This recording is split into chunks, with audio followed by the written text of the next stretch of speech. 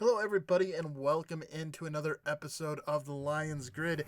It's a Tuesday, which means it's once again time for our Kings in the North segment, and this video today is going to be a little bit of a fusion because, of course, the Lions took on the Packers last night in Monday Night Football. So, fitting that we had a NFC North matchup on Monday night ties very well into what we're doing here with the Kings of the North episode. So, without further ado, my feelings on last night's game, and I'm really going to split it into sort of two segments. The first one, I think it's well documented that last night's officiating was not good. It was a poor example, and really, without going too much into it and too overboard with it, I think this is typically my opinion when it comes to officiating is that one call never really changes the outcome of a game, and I certainly don't necessarily think that the calls themselves changed the outcome of the game, but I certainly think they influenced the way that game ended. Certainly, you look at all the chances, the opportunities the Lions had, and we'll talk about that because that's sort of the other half of the equation. Certainly opportunities in that game for the Lions to handle business. But while I think the calls didn't necessarily solidify the outcome that happened, they certainly influenced it because especially that last hands to the face call on the defense that gave the Packers the ability to run down the clock, kick the field goal, and make it so that the Lions didn't get the ball back. Certainly, it impacts the game, right? I'm not saying that if the Lions had gotten the ball back there with the time, if the Packers had kicked the field goal to go up by a point, that the Lions would have been able to win the game. Certainly, with Matt Prater hitting two 50-plus yard field goals, them being able to move the ball, there was certainly an opportunity for them to, and I think that's really the frustrating part is that this horrible call made it so that they didn't even have like a fair chance. Like, it's not so much that it won the Packers the game, it's that it stopped the Lions from getting a sort of a fair shake in that game, and it was just really that's what's upsetting to me. I think the Lions were the better team on the night. Certainly, I feel like they should have got the win against the Packers. Again, I am a as I've made no secret. I am a Packers fan, but certainly I don't feel good about that victory against the Lions last night. I think at the end of the day, that was sort of the Lions were, like I said, the better team on the day. They should have got out of there with a win. And I do think that the poor refereeing in that game influenced the Packers' ability to get out of there with a win. That being said, like I said, the other part of the equation is the thing that I'm going to focus on, and that's really just the Lions had plenty of opportunities, I think, to really bury the Packers in that game, but unfortunately for them, the difference between great teams and just okay teams is the ability to score touchdowns in situations and really put the pressure on the other team.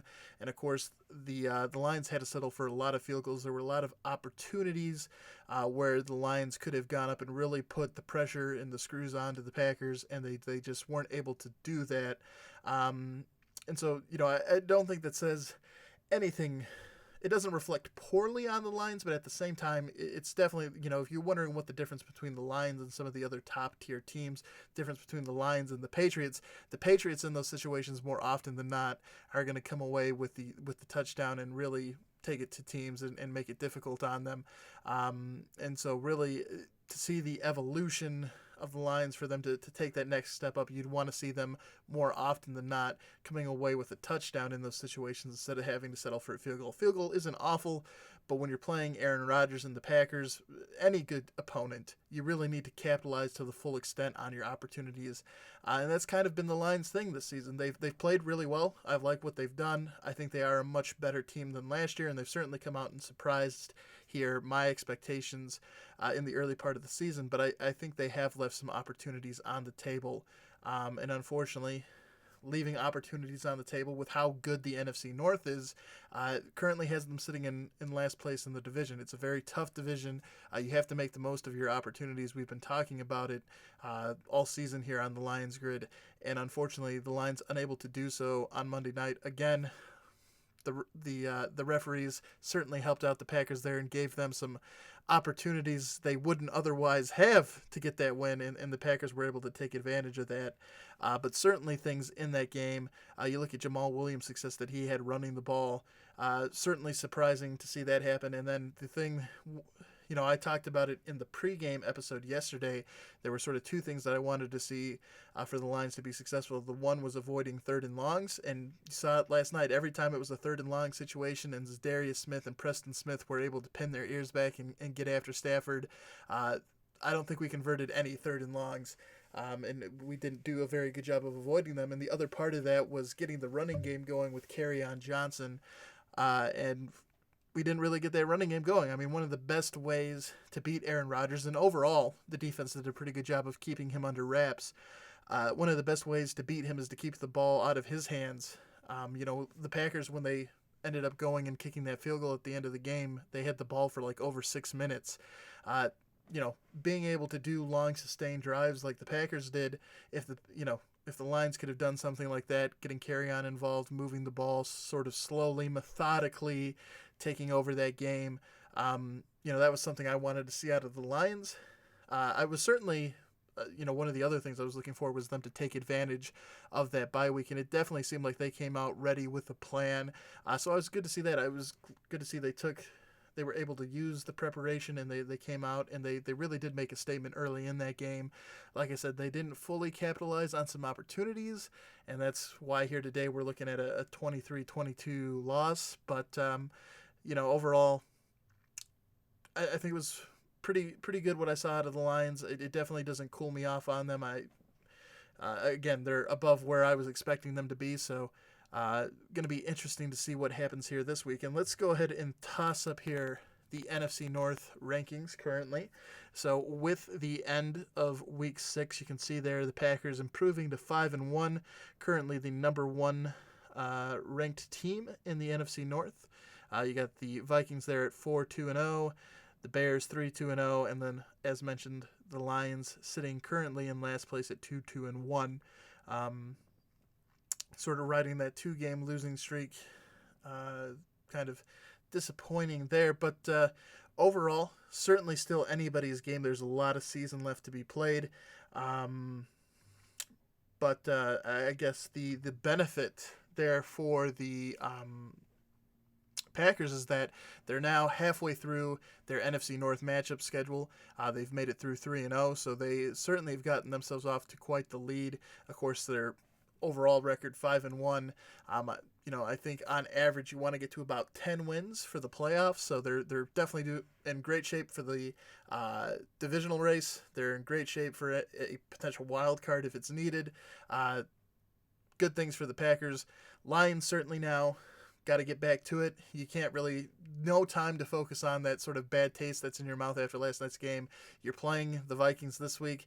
Not only are they a team, again, that you're competing, we've talked about the importance of taking care of business in these divisional games, but this is also a team potentially that you'll be competing for a wild card spot for. So it's unfortunately back to the grind. And speaking of, well, let's back up a little bit and take a look at the results from this week. Of course, Packers getting the win against the Lions, 23-22, the final score there.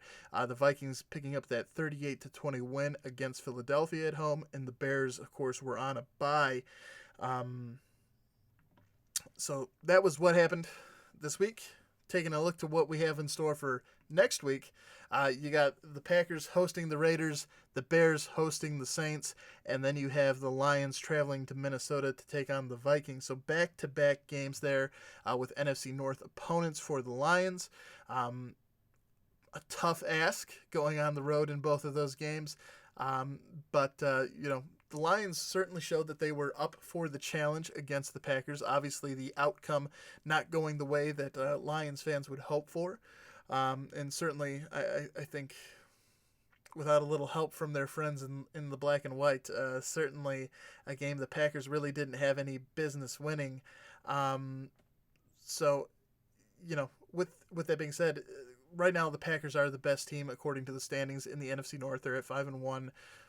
They're first place. Although outside of, you take away Aaron Rodgers, Devontae Adams, Geronimo Allison, Aaron Jones. Jamal Williams did step up there to fill in because Aaron Jones had that fumble and then he dropped that short touchdown pass, so they swapped him in. So they do seem like they have another running back, but the point is, from a receiving perspective, without Devontae Adams, Geronimo Allison, they seem to be stretched pretty thin there in Green Bay. So certainly something to keep an eye on. Obviously they're off to a hot start to start the season, but are they going to be able to sustain that?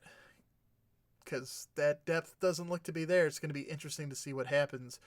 Certainly, though, as they complete their first loop in the round robin, going 3-0, certainly helps them out. But my question for everyone here, and we'll go ahead and take a look at it, is, will anyone be able to catch the Green Bay Packers? As mentioned, they've already played the other teams once. They have one more loop in that, and so the last game of the season will actually be between the Lions and the Packers. Could be a race that comes down to the end of the season here for the NFC North. Again, I think this is the best division in the NFL. But, it's going to be interesting to see how everything plays out because the Packers certainly have gotten off to a hot start. They've certainly applied pressure to the rest of this NFC North. Everyone else is sort of down below them looking up. Of course, the Vikings sitting there at 4-2. They are 4-2, but those 4 wins are coming against non-NFC North opponents. They are 0-2 inside of the division. So if at the end of the year, if all things are equal, that division record certainly comes into play with determining who ends up there. So there's certainly some room. Any one of these teams could end up your champions, but right now I think it's everyone trying to play catch up with the Packers because, again, that hot start certainly helps them out.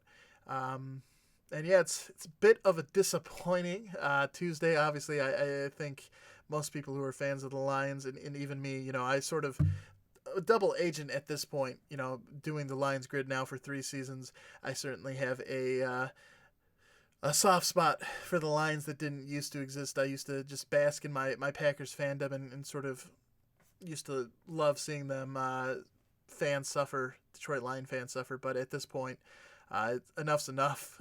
And this is just the sort of the latest installment in what seems to be a recurring bit of theater where the Lions sort of get the raw deal, the short end of the hockey stick, however you want to, whatever turn of phrase you want to use. Overall, officiating in the NFL seems to have been rather rough of late, but the fact that this is just another instance of it happening to the Lions fans, I think, are intimately aware of the shortcomings that is currently plaguing the NFL referees. They've been on the wrong side of a lot of calls, and it's just it's just another thing in the long line of abuse. And so I respect Lions fans because for the most part this team has been awful for most of my life, and people have stayed very loyal to them. They've been with them through the bad, and there has been some good. It hasn't been good on the scale of like a Super Bowl or anything like that, but it hasn't been all dark skies. But there's certainly been plenty of bad, and this is just sort of another. It just feels like that game last night was stolen from the Lions, and it not good. And I'm saying that again as a Packers fan. It was just not good. I don't really take any pride in that win. I think the Packers looked bad. They sort of got gifted one there. But yeah, I guess moving forward for the Lions, what I want to see is them take advantage of those opportunities more fully. Because again, I think they really could have gotten out to a pretty big early lead against the Packers if some of those early field goals were touchdowns instead. Certainly that turnover from the muffed punt and things like that, instead of kicking a field goal, you get a touchdown there. You're certainly making things much more difficult on the Packers. But again, that's the difference between having an okay team and having a great team, is being able to do that. So still a lot of season left to go. I'm hoping that the Lions can get to that point where instead of being that team that has to settle for 3, they'll be that team that's punching it in the end zone and really taking it to their opponents. But that's sort of the level you want to get to. They're not at their final form yet, but they have some work to do to get there. But that's going to do it for today's Kings of the North episode. Again, the Packers right now reigning supreme in the North. It's going to be interesting to see if anyone can catch them. They're through their first leg of the round robin, 3-0 against their opponents. Going to have to take care of business here against some non-divisional games, and then make it through one more leg of the round robin and take on these teams again. But certainly here through the first 6 games of the season, sitting at 5-1, I think if you are a Packers fan, you got to be pretty happy with where they're at. And certainly looks like they are the favorites to get the win in the NFC North and retain that Kings in the North title, but we'll have to see. Certainly time for the Vikings, the Bears, and the Lions to make up some ground here, because there's still 10 weeks of football left. Well, technically 11, depending on how things play out, but we'll see how it goes. Anyways, if you enjoyed today's show, please do help the channel grow, hitting that like button, subscribing to the channel if you haven't done so already. It helps us out quite a bit, and we really do appreciate it. We will be back again later this week with some more videos, sticking to our sort of regular schedule. We'll take a look at our power rankings tomorrow. And then, of course, we'll be also doing the fantasy football focus and all that good stuff. So in addition to subscribing, if you want to be kept up to date with all our videos when we go live, make sure you ring it's going to be that way. Ring the bell that's going to be over there. That'll send you an alert in your browser or your mobile device and just let you know when we're going live with the next videos. And until then, I'm Kevin Marheine. This has been the Lions Grid. We'll catch you during that next video.